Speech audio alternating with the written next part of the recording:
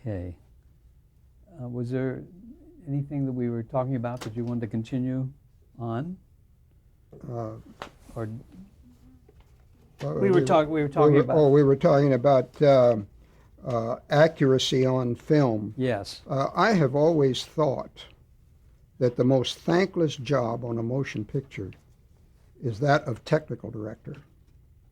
When you have a film that is in a hospital, or it's with the police department, or it's in space, you almost invariably have someone from the legitimate actual field who is an advisor. He's your technical director. Must be the most frustrating thing in the world, because everybody comes to him with all their problems, and then they never take his word for anything. They go ahead and do it the way they want to anyway. Uh, because there is some justification about it. We're not building a spaceship that's actually going to go to the moon. We're building a spaceship in which a certain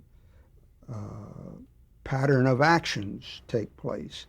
And our job is to make that exciting and entertaining. And that is our first and primary concern. So as a result, well, you know, the man said if I wanted to send a message, I'd call Western Union. We're not teaching school. We're providing entertainment. And sometimes sometimes it's very rewarding that you're allowed to do things. I recall when I was doing Part 2, North and South Book 2, we had to do Lincoln's study in the White House. And my assistant art director actually got in touch with the Library of Congress. And the lady told her, there's nothing. We have one amateur sketch that was done by a contemporary. And we have the description of the furniture, because when Lincoln went into the White House, they had an inventory of all of the furniture and everything that was in there, and he had to sign off on it. And here is a list. We can give you a list of all of the furniture that was in the office, which they sent to us. And so we took all of these bits and pieces and dialogue that had been recorded, descriptions by people from hither, thither, and yon that we had discovered or had been put on. And come to find out that the room was papered in green with gold stars on it, and it had a dark blue divan that was almost worn out, and it had a fireplace that had a large brass hob in front of it, and Lincoln had a desk and over desk that had been set against a door that went into another room, and we had all of these things.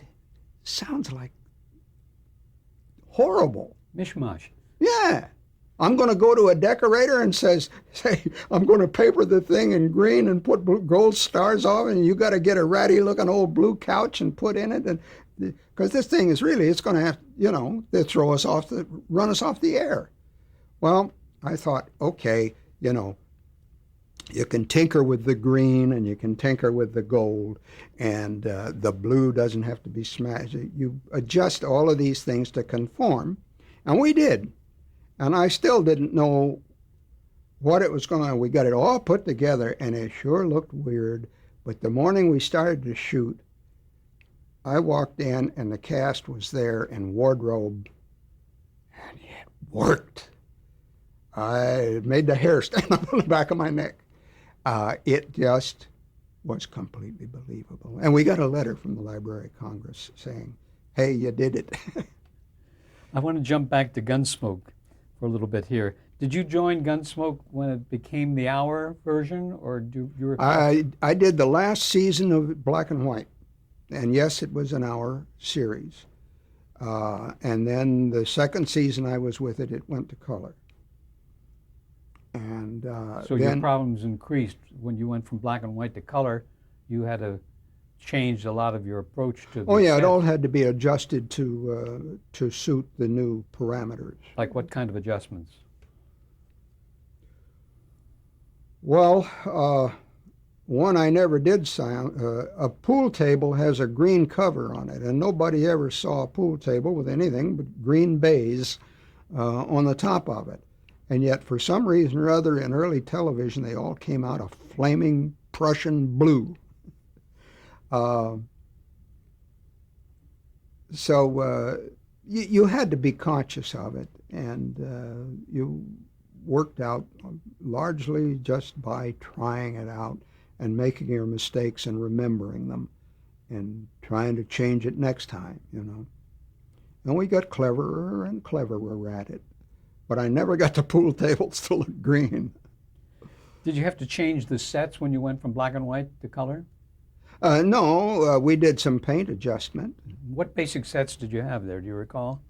Oh, well, sure, we had the whole interior of Dodge City with all the Long Branch and the hotel and the livery stable and the doc's office and the interior of the jail and Matt's office. And we had all of those sets on stage 3 at Studio Center. And the interiors were all backed up by an onstage street so that we could shoot in and out. And then to extend the town, that we built the backlot street, and they would go out and pick them. We'd pick them up on location, out on the back lot, and we would start the season. That was the first time I ever ran into the luxury of when I would start a season, I'd have 6 scripts piled up on my desk and the order in which they were going to be shot. And nobody told you first off that they were going to be radically rewritten before you ever got to them. But at any rate, it gave you a rack to hang your hat on, you know. And we would plan, for instance, we would start shooting a show on the lot and then peel off and go on location, usually to Arizona, and finish the show on location. Then we'd do a whole script on location, and then we'd start a third one and come home and finish it. That way we spread our location shooting out. It opened up the whole series and made it look like we were doing a lot more location work than we actually were. How long would that be on location? Like a week? Or something a week, 2 weeks, sometimes 3. This is when the budget went all to hell, but you spent your money up front while the network was still going along happy as little puppy dogs, and then they would have a series of scripts that we called bottle shows. They were written to all take place like in the Long Branch or on this, that you could shoot them all on the stage. And as we got down and the money got less and less and less, we tightened up and shot the bottle shows toward the less. Look, we're saving all this money. And in the final analysis, the idea was to spend exactly as much money as you had been allocated at the beginning of the season. Because if you came in below the budget, your budget would be that much smaller the next year. If you came in a little bit over, nobody, they'd scream and yell and holler, but old Art Lowell over at Warner Brothers once told me, I was working as his draftsman one time, and I was worrying about what we were doing. We had one thing, I said, Art, this is going to be way over budget. He said, stop worrying about it. And I kept fretting and trying to figure out a cheaper way to do it, whatever it was. I can't even remember now. And finally he says, look, he said, you can bring a show in way under budget, and they'll pat you on the back and they think you're the greatest guy in the world. Your show may look like the Dickens, And then he says, the next time you may come in way over budget and they're threatening to fire you and everything, but your show comes out looking great. They'll remember you did a great job on the one, and they'll remember that you did a lousy job on the other, and nobody ever remembers that you saved them a lot of money or that you went over budget. So do the job within the parameters, of course. You can't be idiotic about it, although that's been tried too, both ways. What were some of the challenges that you faced on that show? Well, for one thing, we were shooting them back to back in 6 days. They shot 11 pages a day. And if you didn't, you had Eddie Denault on the phone, and he was chewing the first AD out something ferocious, you know. Eddie Denault was the head, He next was to the head of the studio. Yeah, he was the production manager for the lot. But we did regularly and stayed fairly close to our schedules.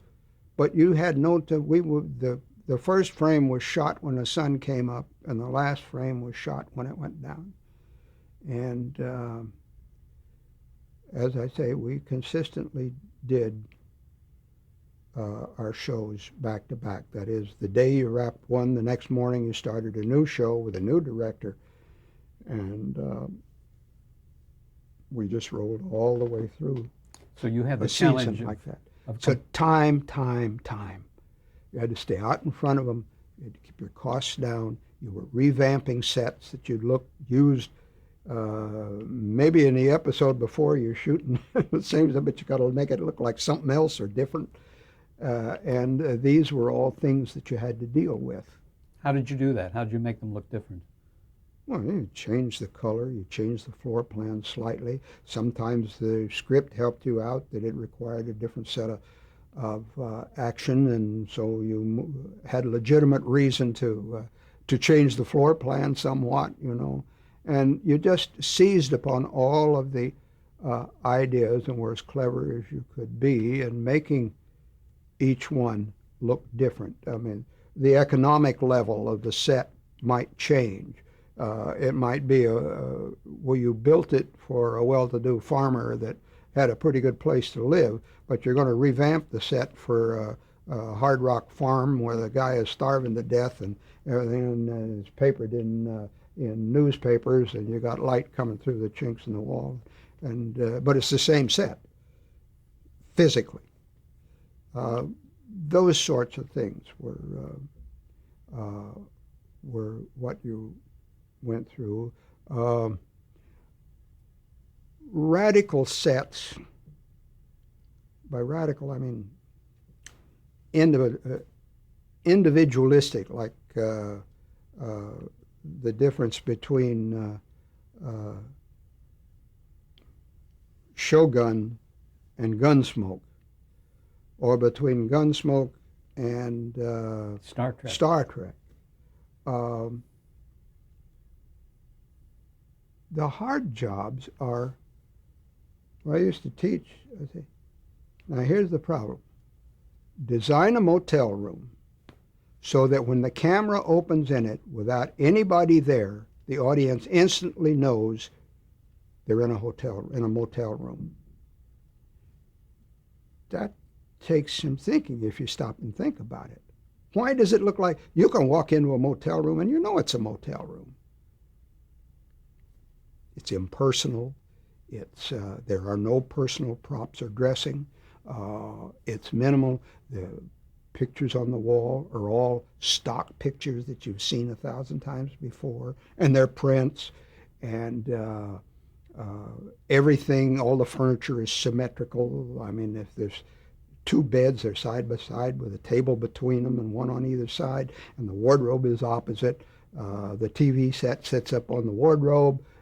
These are all things you can seize on so that the audience knows where they are before the actor ever moves into it or dialogue is said or anything.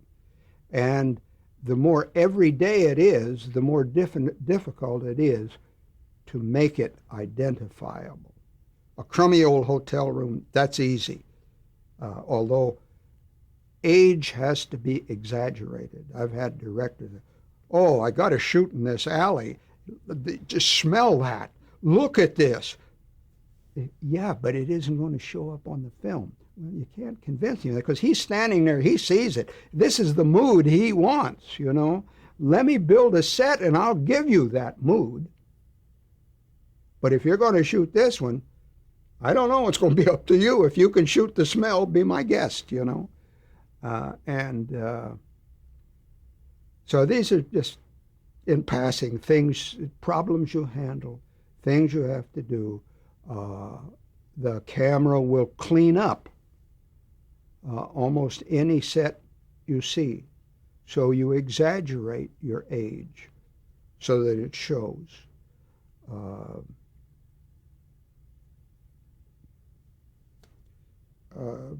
Putting, if you, television, the screen is very small. And the actor is still the most important thing. You got to always remember that we're in charge of everything that doesn't move, is frequently out of focus, and always costs too much money. That's the milieu we work in, and whatever we can get out of that is all gravy. But the actor is, and always will be, the most important thing because he's carrying the story. And once in a while you get a set that acts, like in science fiction. That's always fun because now you're the head of you're the actor, you know. But anything, you can design the most beautiful set in the world, but if it overshadows the actor, you failed. If the audience sits there and says, oh, wow, look at that set, and the actor's out there, bobbity, bobbity, bobbity, that's a bad scene. But as a result of that, for television has a small screen.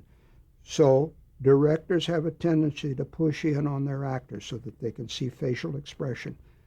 Close-ups, close-ups, close-ups. This is no good for scenery. Now, if you want the director to show your set, you pick a prop that is plot line that he has to show, and you place that in the foreground so he has to shoot over it and the rest of the set is behind it. Now you got a fighting chance of getting set scene. Can you think of a time when you did that?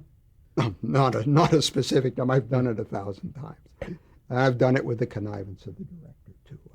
I'm making jokes about it, but you can say, hey, you got to have this, and it's a chance to open up the set. And you shoot it, now move in. You see. Were there storylines on Gunsmoke, Joe, that you had to figure something like that out, or that affected your department? Well, frequently it's down, not necessarily in the script, but inherent in the action. And I wound up took my master's degree in directing. And when I got out here, I found out they'd pay me more money for designing scenery than they would for directing. So I wound up an art director, which was all right with me. But I also found out that I never regretted my education as a director, because the art director is the guy that gets the first chance of saying, where's the door going to be and where's the window going to be? And if he's got a 50-50 chance of being right the first time, that's a tremendous leg up. And also you can talk to a director. You understand what his problems are. And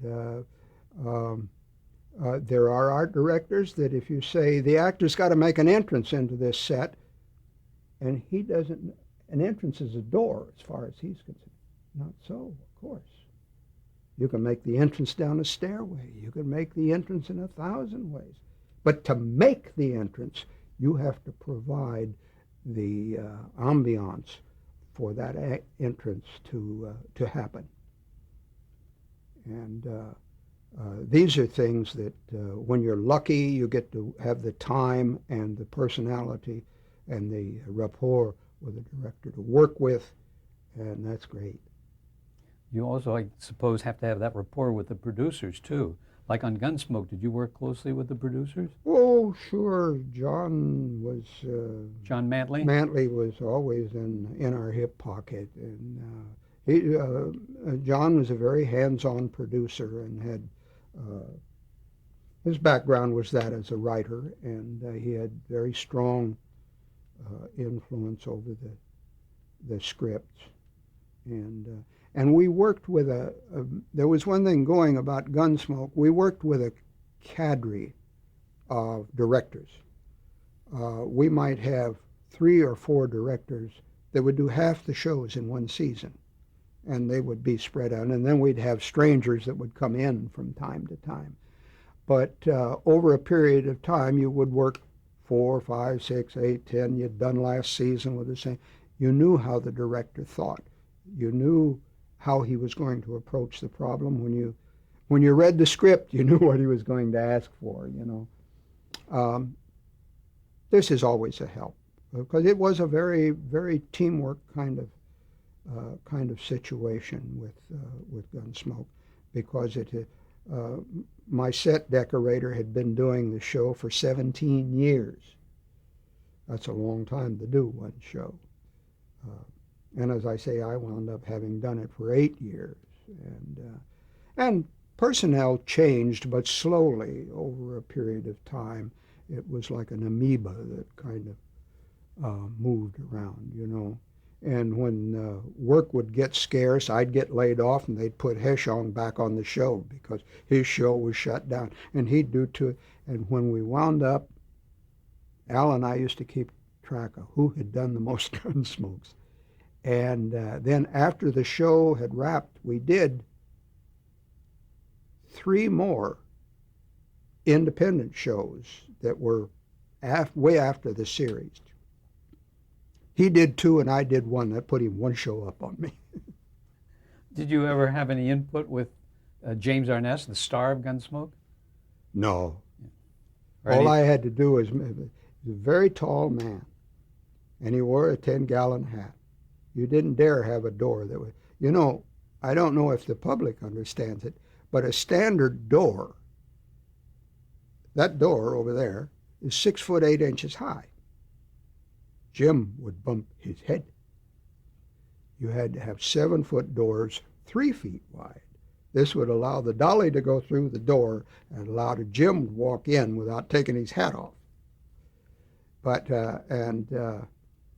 we always had ceiling problems because the camera would angle up, and now you're overshooting the set. And so we went around with what we called corner ceilings, and that they could drop in behind him when they got in that situation. At the last minute. So these are all problems. Yeah, problems you suit. How do you design a set of jail bars so that they can shoot an actor's face between them? Jail bars really go together 6 inches apart by and large. But you can't see an actor's face through them. So you spread them out. Now he can take a hold of the bars and stick his face. Let me ask you about the show's hiatuses. I mean, did Gunsmoke work the complete season and then take a hiatus, or did they take a break in the middle? They had 2. The average show would finish up the season, and then there was downtime, and then they would start up when the next season came down. That was about a period of maybe 2-3 months. But Jim had a son who was a surfer of championship caliber, and so he went all over the world with him. And this was always to the surfing meets, and this was in the middle of the summer. So Gunsmoke had 2. They would shut down in August. And for how long? Well, maybe a month. Well, you got to keep making a living, Sometimes you picked up a show if they had but the pilot season is open. It's in the middle of the shooting season, So I would go over and go back on the board and draw for Matt Jeffries, and he was doing a show called Star Trek. By then, he had started it. And so then Star Trek shut down, and then they revived it, and by that time, Matt was doing a show called Little House on the Prairie. And he didn't want to leave that, so they said, well, who are we going to get for an art director? He says, get a hold of Joe Jennings. He knows as much about the show as I do. So this is how I wound up in the first 2 features. But you stayed on Gunsmoke at that point? Yeah. Wanted to ask you, did the sets remain up during that hiatus time? Or did they want to use the stage and Only store what we would call a permanent set. Stage 3 was our permanent set, and that had the street and all of the interiors that were set for the city of Dodge, the Long Branch and Docks office, and the livery stable, and the hotel lobby, and Matt's office, and the jail. These were all they stayed. We had to change the dirt in the street. Began to smell pretty high after a while. So that got mucked out twice a year and put down again. And then there was always a fight with board sidewalks until we learned to. One season we pulled them up and put Celotex under them so the boot heels didn't sound so loud. Because the sound man was complaining. Huh? It sounded like a bass drum, you know. And then there was always repair work to be done because those walls came in and out and in and out and in and out. And the nails went back in the same holes and the braces went back in the same places, and you'd have to replace all of these things in the downtime. You said you worked on Gunsmoke for 8 years, and I think it was on 20 from 1955 to 75. Then you worked on the reunion show in 1999 called Gunsmoke, The Last Apache. Yeah, we shot that down in Texas. All on location? Yeah. Tell us about that. How had things changed from the 70s to the 90s? Well, the only homeboy was Jim, and it was a story completely divorced from Gunsmoke. About an Indian tribe. Yeah, it had to do with the running down of Geronimo. And they got Matt involved in that, and the Army and the Indians and the Indian village and so forth and so on. And we shot it on a ranch down in Texas on the Rio Grande. And so that was all pretty outdoorsy, and used the old Alamo set, and we used the set from... But you didn't have to use any of your original sets? No, no. There was none of Dodge City involved at all. Let's take a few minutes now to talk about the basic functions and responsibilities of an art director. I mean, you've covered a lot of territory for us, and good territory, but for people looking at this who have an interest in that, we'd like to talk about that. Let's wait until we change the tape and then we'll get into that. Okay.